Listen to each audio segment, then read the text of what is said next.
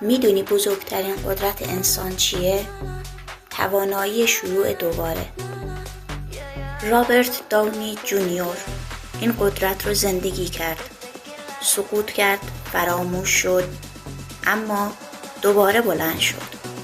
رابرت پسری از خانواده هنری با استعدادی بی‌نظیر، اما شهرت زودهنگام و اعتیاد زندگیش رو به تاریکی کشوند.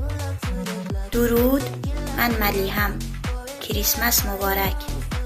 اینجا جاییه که شکست خاموش میشه، تحول بیدار میشه و موفقیت دستت رو میگیره. سالها درگیر اعتیاد بود، بارها دستگیر شد، از پروژه ها اخراج شد. خیلیا گفتن کارش تمومه، اما رابرت تصمیم گرفت دوباره خودش رو بسازه. از تاریک‌ترین لحظه ها امید تازه‌ای پیدا کرد و هر بار فکر می‌کنی گذشتت تو رو نابود کرده، به یاد بیار که رابرت از دل تاریکی بلند شد. وقتی همه باور کرده بودن دیگه تمام شده، رابرت با اراده و تلاش برگشت. نقش‌های کوچیک رو پذیرفت، دوباره اعتماد ساخت و بعد انتخاب شد برای نقشی که همه چیز رو تغییر داد. مرد آهنی. این نقش فقط یک فیلم نبود، یک تولد دوباره بود. و هر بار که فکر میکنی فرصت‌هات از دست رفته، به یاد بیار که رابرت فرصت دوباره ساخت. رابرت داونی جونیور از یک بازیگر سقوط کرده به یکی از بزرگترین ستاره‌های سینما تبدیل شد.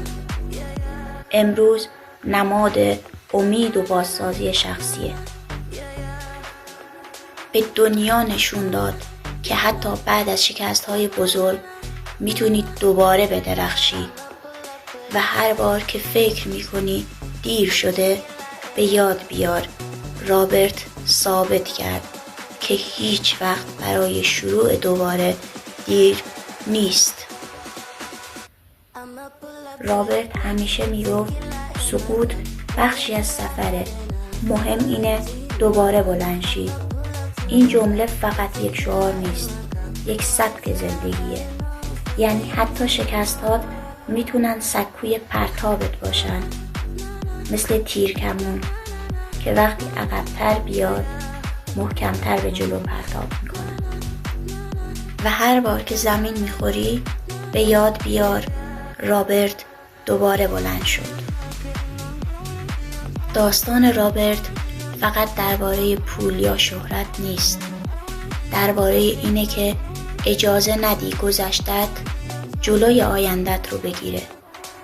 او از سقوط شروع کرد و به قهرمانی رسید.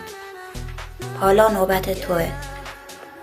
اگه مشترک بشی، پایان این داستان میتونه آغاز مسیر تو باشه.